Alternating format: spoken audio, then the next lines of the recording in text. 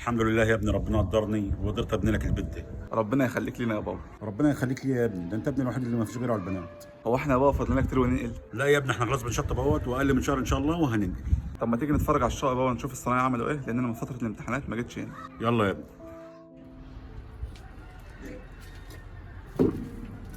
ايه رايك يا ابني؟ هتختار انا شقه؟ هختار الشقه اللي في الدور التاني يا بابا. عموما تاني تالت البيت كله بتاعك. بتاعي؟ البيت كله بتاعي ازاي يا بابا؟ ايوه يا ابني بتاعك. طب واخواتي البنات؟ اخواتك البنات اتجوزوا ولهم رجاله مسؤولين عنهم. يا بابا اخواتي رجالتهم غلابه خالص، وبعدين ده شرع ربنا، ازاي نعمل كده؟ انت عايزني بعد ما اتعب السنين دي كلها تعب يروح لرجاله تانيه؟ يا بابا ده حقهم، اللي انت بتقول ده يخالف شرع ربنا. انا خلاص خدت قراري، وكمان الارض هتبقى باسمي. كمان يا بابا؟ انت ناوي تحرمهم من كل حاجه؟ ما تتكلمش في الموضوع ده كتير، انا خدت قراري وخلاص، يلا بينا. والله يا بابا احنا من يوم ما نقلنا البيت الجديد وانا نفسي اقول لك على حاجه. قول يا حبيبي، خير؟ انت يا بابا من ساعه ما كتبت لي البيت والارض واخواتي ما عادوش بيكلموني ولا بيكلموك ولا حتى عادوا بيجوا زي زمان. براحتهم ان شاء الله ما جم. ليه يا بابا بتقول كده؟ دول اخواتي، ده انت حتى الاول كنت كل اسبوعين متجمعهم عندنا يوم، انما دلوقتي ما عدتش بتدور على الحاجات دي خالص. عيالهم بيجي يقرفوني، وبعدين اللي يجي ياكلهم عيالهم، انت وعيالك اولى بيه. ليه يا بابا بتقول كده؟ انت بتتكلم على اخواتي البنات اكنك بتتكلم على حد غريب. لا يا ابني مش كده، بس هم اتجوزوا وبيتوا برجالتهم اولى بيهم. يا بابا ده انا اولادي دايما بيسالوني على اولاد عمتهم وبيقولوا لي ليه ما عادوش بيجوا عندنا زي الاول، وما بقاش عارف ارد عليهم اقول لهم ايه. انت حتى الاول كنت بتروح تزورهم وتودي لهم المواسم، انما دلوقتي بقيت تكتفوا مكالمه تليفون. هو انت يا ابني ما تزهقش من الكلام في الموضوع ده؟ ايوه يا بابا ما مسقش عشان خايف من عقاب ربنا، لان ده حرام وده حقهم. بص يا ابني، اللي انا عملته ده مش حرام، لان ده تعب وشقايه، ادي لي اللي انا عايزه. انت متاكد من كلامك ده يا بابا؟ ايوه يا ابني متاكد. يعني كده يا بابا مش حرام عليا؟ لا يا ابني مش حرام عليك، ده حقك.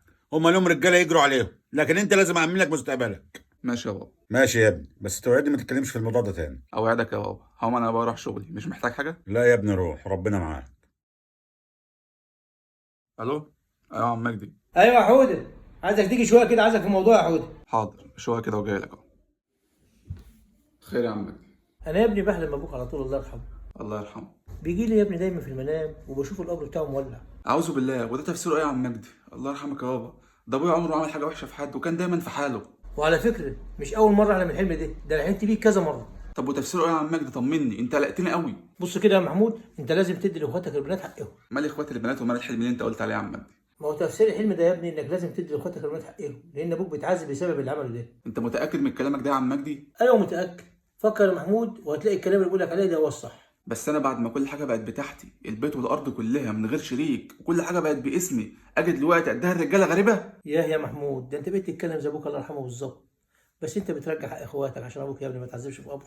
يا عم مجدي ده احلام، انت عايزني اضيع كل حاجه من ايدي عشان شويه احلام؟ يا محمود ابوك كان بيحبك اكتر من نفسه، ازاي تيجي دلوقتي يا ابني وتعمل كده؟ يا عم انا قلت له بلاش يابا، لان ده حرام وله حقوق وهيبقى حرام عليا، فقال لي واكد لي ان معلش اي حاجه ومش هيبقى حرام عليا. انت مش حرام عليك يا ابني، ابوك هو اللي حرام عليه. ايوه، طب وانا اعمل ايه دلوقتي؟ تعمل ايه؟ ترحمه من عذاب ربنا ليه يا ابني وتخاف عليه؟ اخاف عليه؟ اذا كان هو ما خافش على نفسه انا اللي اخاف عليه. عندك حق يا ابني، اذا كان هو ما خافش على نفسه يبقى ابنه يخاف عليه.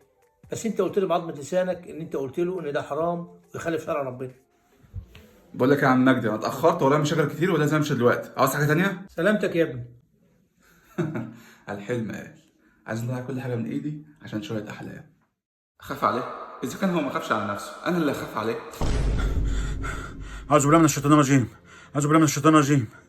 معقول يا ابني اللي بحبه اكتر من نفسي ممكن يفكر يسيبني اتعذب وما يخافش عليا؟ يا جماعه في ناس بتعمل كده فعلا، ويا ريت نفوق قبل فوات الاوان.